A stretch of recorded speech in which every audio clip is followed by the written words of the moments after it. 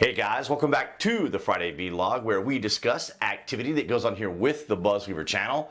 That includes things like current events, headlines that are in the news, pop culture, social media, technology, and items of interest that come up during the week that allow us to have a little bit of a dialogue. I want to welcome all of you guys from New Tech and, of course, all of you here on YouTube for your guys' continued support.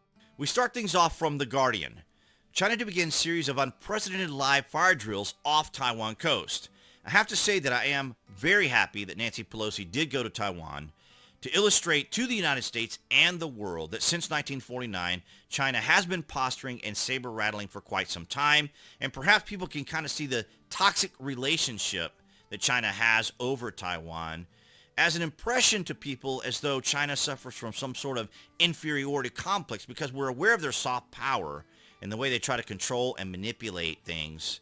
And so it is kind of an interesting escalation because now Nancy Pelosi or the United States kind of called China's bluff on them taking some type of provocative action if she visits. And now the world can see that it didn't happen. And so now China has lost face. And of course, we've talked about how face is an important cultural element to China. And now they have lost that face and they're essentially throwing a tantrum. China is to begin a series of unprecedented live fire drills that would effectively blockade the island of Taiwan just hours after the departure of U.S. House Speaker Nancy Pelosi, whose controversial visit this week has sparked fears of a crisis in the Taiwan Strait. Nothing unfamiliar to Taiwan. Taiwan has characterized the drills, which last until Sunday afternoon and will include missile tests and other military operations as close as 9 miles of Taiwan's coastline, as a violation of international law. Now, to give you an idea of how close this is, you can see where China is planning to do these drills, and it is very close to the island and is essentially blockading it. So vessels going in and out are going to have to be very careful or not going at all, and I think probably commercial aircraft is probably going to be suspended until Sunday. So this is just basically China throwing a temper tantrum because they lost face. Now, who knows if this will escalate? China doesn't really need a whole lot of provocation to really maybe engage, but they want to be seen as the strong nation and not a bully, because they will be labeled a bully if they do try to attack Taiwan, because they're behaving as one anyway by posturing and antagonizing and manipulating as they have been since 1949. And it is really going to escalate if they plan to do exactly what they say here in U.S. News.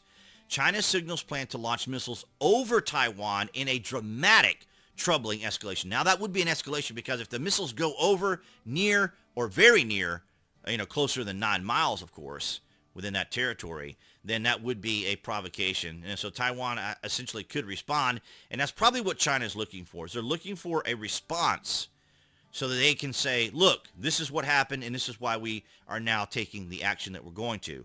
China signaled on Wednesday it plans to dramatically escalate military provocations aimed at Taiwan to include flying missiles over it for the first time. A clear sign that House Speaker Nancy Pelosi's departure from visiting the island nation marks not the end of a burgeoning standoff with the U.S., but rather the beginning of one. Well, what it marks is the fact that China lost face. Is basically what it is. It's a cultural issue, and they lost face, and that's a problem. But it becomes even more interesting when we see Russia's response. Now, from Newsweek, we see Russia blasts provocative Nancy Pelosi vows to back China. So I'm not sure how provocative they see Nancy Pelosi visiting the country, because there are other elements to her visitation, which I will get into here in just a moment. But I find it very interesting. Russia has condemned a potential visit to Taiwan by U.S. House Speaker Nancy Pelosi at a time of heightened tensions between the United States and China. Although Pelosi's travel plans have not been confirmed by her. Well, essentially we already know the story because she already went. But the escalation is that China could potentially make a decision, because they've been kind of neutral on the Ukraine issue. So this could lead them to be more supportive of Russia and maybe even provide Russia with equipment and gear, technology, and drones, which of course would be a violation, which would then be part of the would cause a United States response, as in a form of blockade. But what's interesting is China's GDP, or its earnings, 80% of it comes from the United States from doing international trade. So they probably aren't taking any kind of action, because if there were a blockade, particularly since we've seen how dramatic the effects of their lockdown was, if they were blockaded, it would be a huge problem from China, who's suffering from a lot of banking issues, as you guys may have seen, banking loans and banks shutting down and so forth, and people losing their money. Big, huge problem. But speaking of banking and money, Nancy Pelosi and husband sell NVIDIA Corp stock after public pressure. Here's how much she lost and what's next. Now, you got to remember that Taiwan is the largest chip maker in the world. So she went there also to visit some of these chip makers because, as I understand it, they're going to be building factories here in Arizona in the United States. And so this is going to be vitally important because Taiwan is essentially the hub. It is basically the monopoly of chips, semiconductors. And so NVIDIA, if you guys weren't aware, is a chip maker, but also makes video cards. The recording that I'm doing this on is done on an NVIDIA 3060. So I also had to wait 6 weeks to even get my rig because of these slowdowns and shipping and shortages and so forth. So, and even new cars. If you guys have been out to try to buy a new car, you'll realize that you may have to wait 6 months to 2 years. Yeah, that's exactly what the insurance lady told me when I had to call after I sold my Jetta.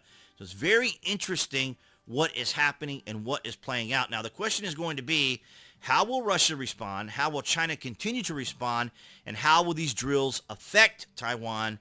And whether or not China will go so far as to provoke Taiwan to have to respond to the drills. And then, of course, whether that will escalate into something else. And that's what I have for you guys this Friday. All right, guys, so that's going to wrap it up for this Friday vlog. Thank you for the likes, the shares, and the comments. Below this video, you can find the various social media links that I belong to, where you can see my daily post, as well as the Amazon link. If you guys are Prime members or order frequently from Amazon, you guys can use that link, go to the landing page, and search for what you're looking for. And of course, it helps out the channel here in 2022. Thank you for the likes, the shares, for those on New Tech, as well as here on YouTube, and appearing right there on the screen for all of you watching on YouTube. That would be the channel icon. You can click on that to subscribe, as well as to select notifications. That way you know when there's content here on the channel. And I'll see all you guys right there behind that camera next week.